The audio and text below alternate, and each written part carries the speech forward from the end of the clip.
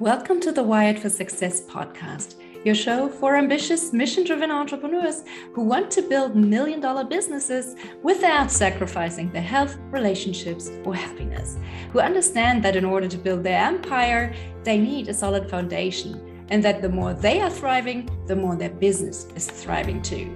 This show brings you the very best from science, self-development, and entrepreneurship to set you up for sustainable success. Hi, I'm Claudia Garbett, the scientist turned mindset and high performance coach for entrepreneurs, and I help you get wired for success. Hey everyone, and welcome back to a brand new episode of the Wired for Success podcast, where we talk about all things science, self-development, and entrepreneurship that help you get to that next level of success in your life and business. My wonderful guest today is executive and leadership coach Julie Noonan, who helps women in business lead with the wisdom of the matriarchs, persevere, nurture, and thrive. She tells you the truth even when it stinks. Julie has more than 30 years of executive level experience in coaching and consulting and is passionate about changing the conversation around ageism as discrimination. So welcome, Julie, and thank you so much for being on my show today. Thank you, Claudia, for having me. It's going to be so much fun. Julie, well, the first question might not be so much fun. So because you're going back to a dark place in your life. Julie, I understand that you have been laid off twice in your 50s. Can you tell us more about what happened, why it happened, and what consequences this had for you and your life? Absolutely, Claudia. And it was a dark period in my life. Looking back on it, I think I anticipated the first layoff because I worked for the state of Tennessee here in the United States. I served in a position that I served at the pleasure of the governor. And when the governor changed out, I knew that there was the possibility that I would be replaced. And that happened. I had enough time to prepare for that one, but I wasn't necessarily prepared for the fact at the age of 55 that the recruiters would stop calling, that I would have as hard of a time finding my next position as I actually did. I didn't really realize that at 55 that companies would start looking at me like, oh, she only has 10 more years. I don't think I want to make that investment. Oh, wow. The other thing I wasn't really prepared for was the excuse of, oh, you're overqualified. Oh, you're going to be too expensive. And those literally were excuses that would actually bar me from getting an interview to begin with. So that was a pretty dark time. It set me into a bit of a depression there for a while. And that was when I actually started my company to begin with. So I took a couple of independent projects, but I still didn't want to have my own company. I didn't want to be independent. And as soon as I was able, I went back into working for a consulting group. Right. And then COVID hit. And then I got laid off again when I was 57, 3 months into COVID. And literally that was when panic hit tremendously, because I had already been through, what it was like to look for a job at an age of 50s in my 50s and hit that ageism bias. And so what I decided to do at that point was say an expletive and went right back into opening up my business again. And fate just looked down upon me and said, okay, let's give her a break and give her a couple of projects. Fell into my lap. I reached out to my beautiful network and people just poured in and supported me. I found great support networks just right off the bat. and I had work right away. Mm. So opened up my business again and began working. And from that experience, I decided that my coaching career would be to help women and help people of an age get back into the game, either when they've been laid off or when they're looking for their next big adventure. Oh, that's such an inspiring story. Thank you so much for sharing. And I mean, if we can go back just a little bit and dig a little deeper, I mean, this must have been so tough. How did it make you feel when this happened 2 times in a row? Like at that point, paint a picture for us. Like, what were the thoughts that were going through your head?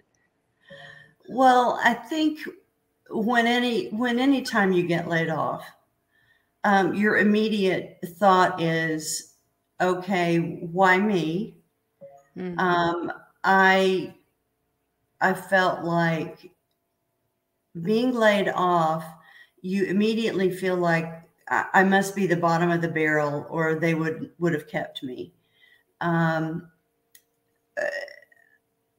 went through these feelings of shame, obviously. Am I not good enough? What am I doing wrong? All of the self kind of loathing, all of the feedback that you've gotten over years and years, things about yourself that you feel like I can never change that. I've tried and tried, and that's just who I am. All of those things pile up on you when you're kind of your most vulnerable. Yes, absolutely. And I mean, this is not just you. I mean, this is like the internal dialogue that everyone has in this kind of situation. So I'm curious, what tools or techniques or just mindset shifts did you find really helpful in that situation? Well, luckily for me, I had been through enough personal therapy over the years, as well as enough personal coaching, frankly, to have realized that I don't let my personal worth get wrapped up in what other people are telling me. Right.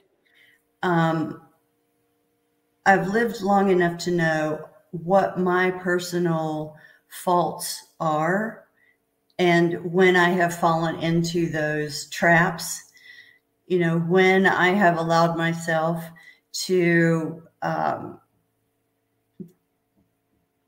exercise those biases, and when someone is motivated by their own biases and are giving me feedback that reflects their own biases. So I know when I can stand in my own power and use my own assets in order to not fall into my own biases and into my own head. My mindset has always been, regardless of what is all around you, you know who you are, you know what you're capable of, and yes, you are enough. You are enough for any situation that you find yourself in. You just need to look at your assets and lean on what you can do. And there is a way for you to move forward. The other thing that really just happened during COVID, and I think it's not just for me, but it's for a lot of people, is that with the remote situation, I found myself reaching out and finding groups of, and for me, this is just for me, but groups of women entrepreneurs in particular, who were supporting each other, women that had never met each other. One in particular for me is called Sparkle and Rise. I met this group of women, and I'm still part of this group of women. I've never met a single one of them. And I needed that connection to that group of women to encourage me along the way and to say to me, hey, wait a minute, I think I hear that bias coming up. I think I hear you, allowing other people to tell you your worth. And we're here to tell you that's not true. So surrounding yourself with other people to kind of reflect back, obviously getting a coach if you need, that help along the way is definitely something that you should do. Reach out. Yeah, I think connection and community are so Oh my important. goodness, yes.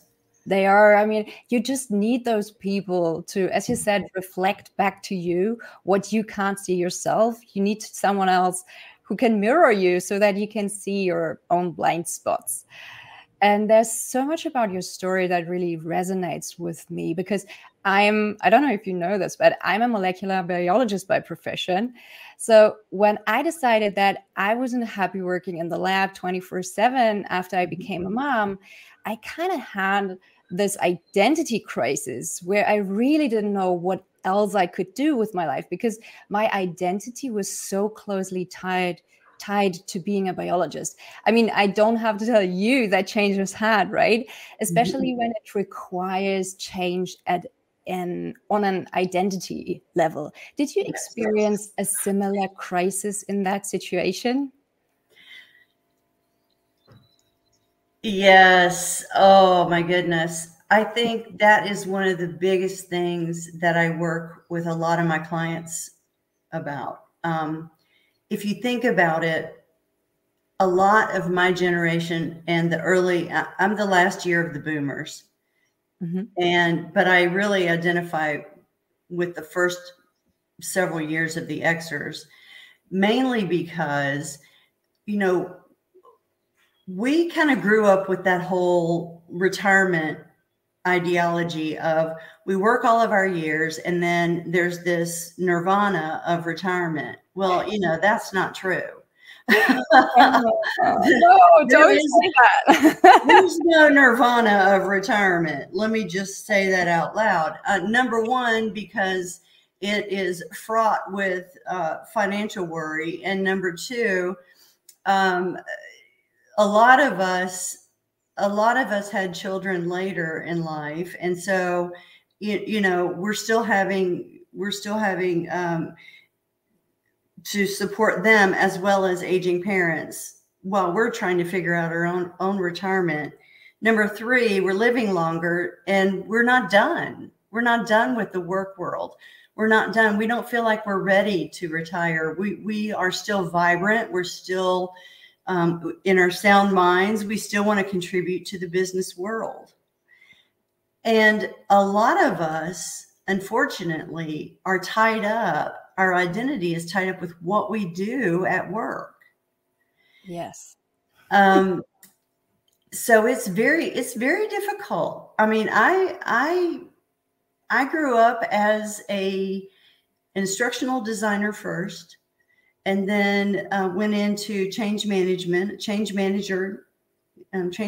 consulting, and then executive coaching.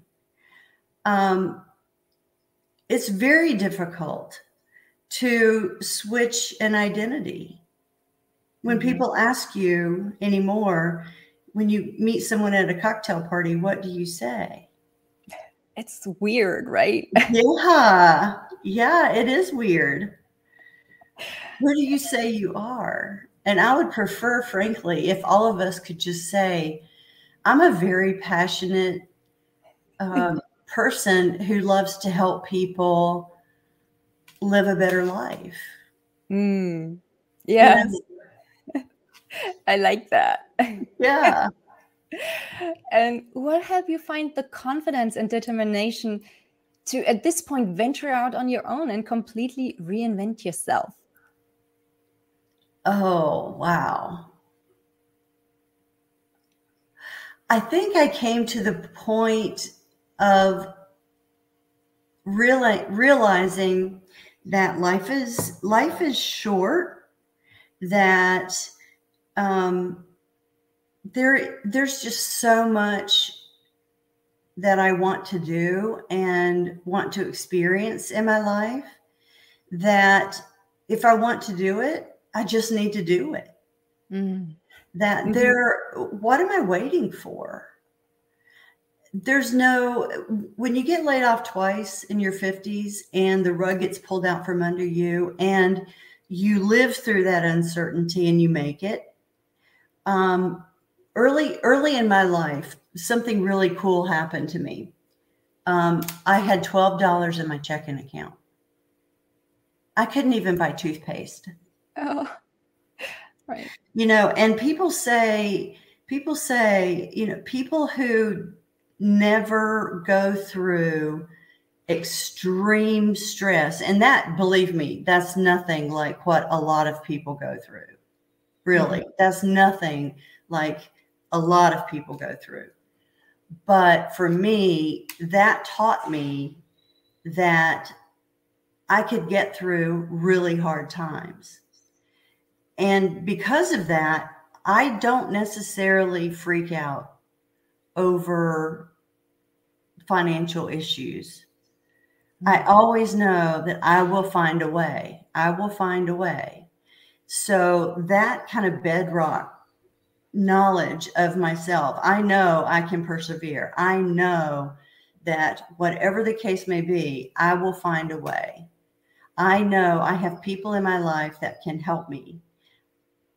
There's that bedrock knowledge underneath all of it,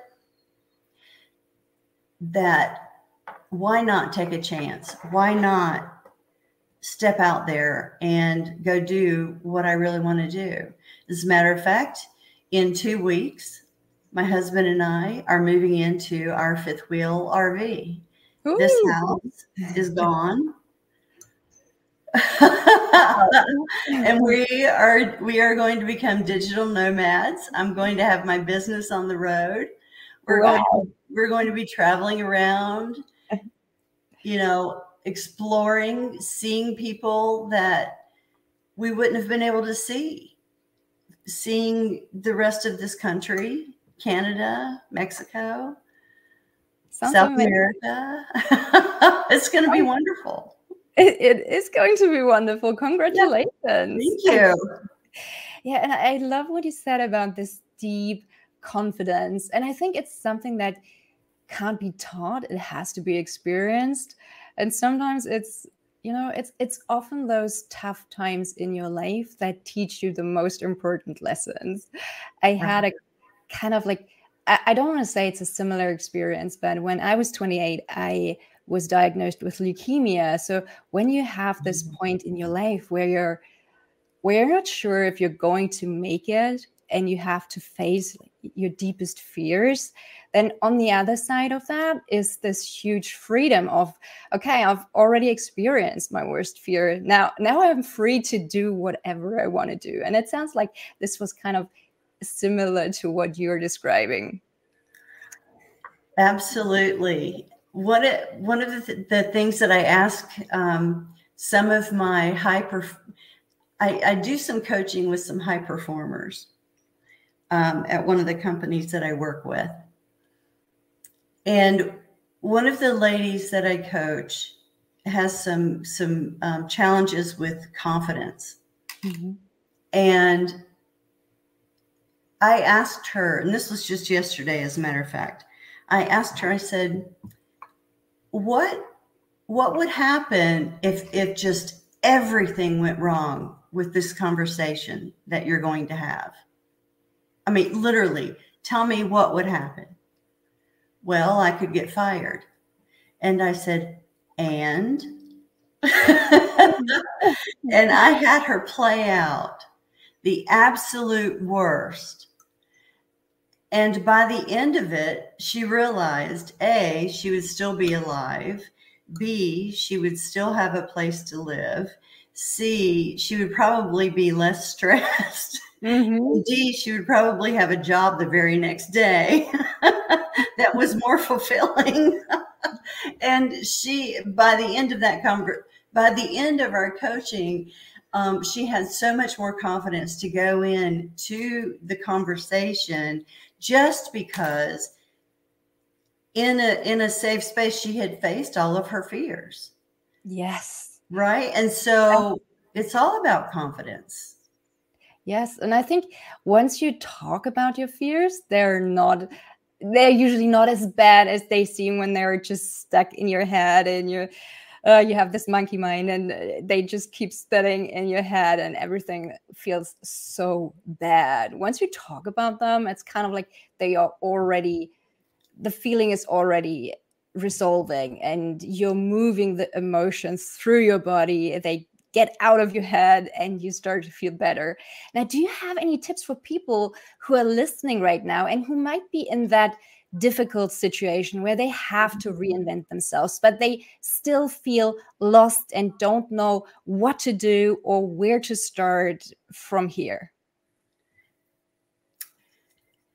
I think the number one thing that I could say is to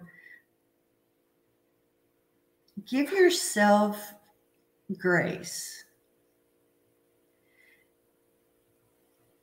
Yes. Definitely. Mainly because there's nothing wrong with you. There's nothing, what you're feeling is completely 100% normal. Mm-hmm. It should feel scary to reinvent yourself. Every change comes with a realignment of emotion, with a realignment of who you are. And that is difficult. On the flip side, it's also exciting. Mm-hmm. Once you've allowed yourself to feel whatever it is you're feeling, find someone who can see the excitement side and help you focus on that side and take you on that ride. Yes, that's a great tip. Thank you so much for sharing. Yeah.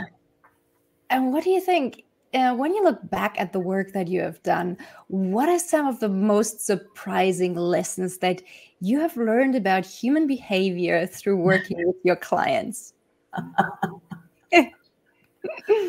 Oh boy.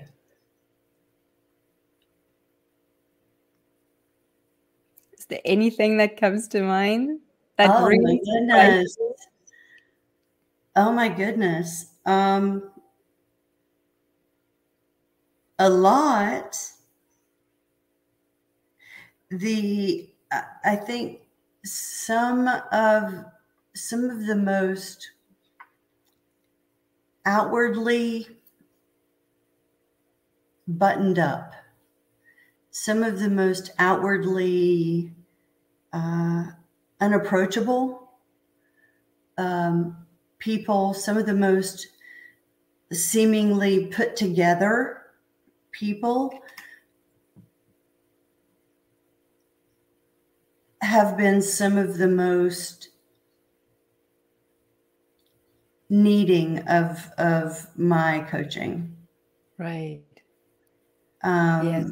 Because they're hiding. They're hiding a lot. They're hiding a lot of insecurity. And I'm not saying all of them, certainly. That's a generalization, and I certainly don't want to do that. But many times people will put those very put together people up on a pedestal, and that increases the pressure on those individuals, and that is counterproductive to their continuing growth. And so what I have found is when they do actually wind up seeking coaching, it is almost cathartic for them to be able to, when they finally do drop that armor, when they choose to finally drop the armor, it's almost trying to put the ocean back in a bottle. Yeah. And it's a long process. Sometimes it's a referral to therapy, to be honest with you, but those are the individuals that certainly have needed me the most. Actually, they're the ones that have had to identify with their profession or what they have done the best, because they have been put on a pedestal and kind of almost hammered to that cross, you know? So changing away from that was almost impossible for them to do, because they weren't the ones that hammered them to that cross. Yeah, that's a heavy weight. It's almost forced. And that happens a lot in family businesses. Yeah, that's true. Yeah. Based on your experience, what would you say makes a really good leader? And how much of leadership is maybe personality, and how much of it is learnable skills like communication style, for instance? Oh boy.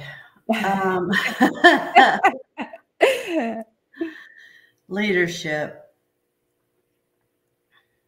I think what makes a good leader, I'll answer that one first.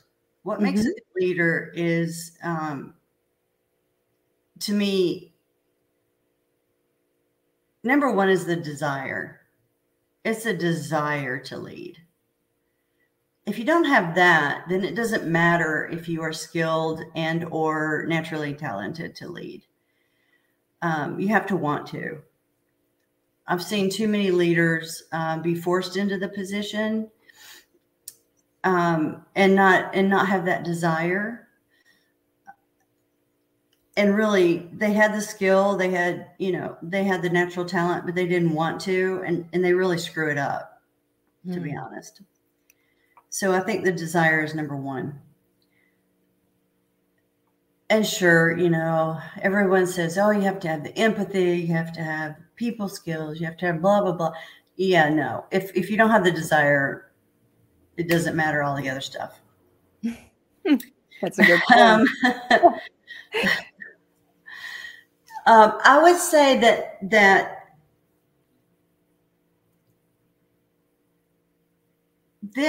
okay, I struggle with the question of whether it is innate. I think that there is an innate leader gene. And there are definite skills and competencies that go along with that make a better leader. But I think that there is something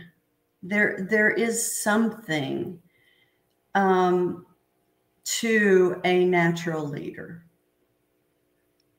Yeah, it feels like it's like in most cases a combination of the two, like something innate, something related to just personality, and something that you can learn. But I think the point that you made about just wanting to be a leader is so important. It's something that I haven't really heard anyone else mention so far, but it makes total sense. And I mean, a lot of people, as you said, are maybe in this position even though they don't want to be in that position, which makes it extra hard on them and probably on their teams as well. Because if you work with a leader who doesn't want to be a leader, there's a lot of tension that goes around. Now, if we stay with the communication bit for just now, finding the right words to communicate that someone needs to change say, in order to stay relevant or to move forward. That's not an easy thing to do. And it's often met with a lot of resistance or even denial. So how do you communicate that need for change to your clients so that they are open to hearing what you have to say? Okay, this comes from a time when I was an early professional. I learned this lesson early on, and it really worked with me. So I've used it with my clients ever since. Early on, when I was a young professional, I was in an early leader development program, and I was very, very, very resistant to wanting. They did all these battery of tests. Oh, you have to do this, you have to do that, you have to blah, blah, blah. And how I was receiving the feedback was I needed to be different. Mm-hmm. And I resisted that greatly because I perceived that they were trying to change me, the essence of me, and I did not like that. Mm-hmm. Along the way, someone finally gave me the feedback that said, we're not asking you to be different, we're asking you to behave differently. Yeah, that's a big shift. Okay, now that sounds like duh, right? Okay, that stuck with me. So now when I give people their feedback, that is the way I go about it. Because really and truly, when people are resisting, that's what they're resisting. Yeah. They don't want you to change the essence of who they are. Because guess what? What do we tell people? You are enough. You are perfect exactly how you are made. And that is true. Well, then you come along right behind that and you say, you need to be different. Well, hello. That doesn't make sense, correct? Right. That's Yeah. hypocritical. And for people like me, hypocrisy is the last thing I want to hear out of someone's mouth. Yeah. So saying to them, in essence, is this behavior getting you what you want? Yes or no? If it's not, let's change that behavior. What if you did this? What if you did that? That's much easier to accomplish. Hello, that makes a whole lot of sense. It does. And funnily enough, that's what I'm trying to do with my kids. When it's when they say something like, oh, I'm so stupid. And I say, no. It's not that you are stupid. You maybe did something that was stupid, or you behaved in a way that maybe was not, the best thing to do in this situation. But to have this shift and to say it's not about who you are as a person, it's about the way you behave in a certain context or situation.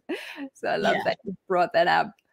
Now, you talk a lot about helping people build their legacy. What's the legacy that you personally would love to leave behind?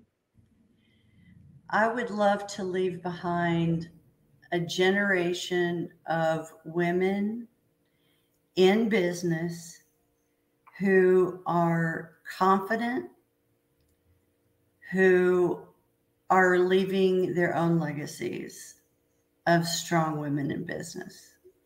Strong, confident women who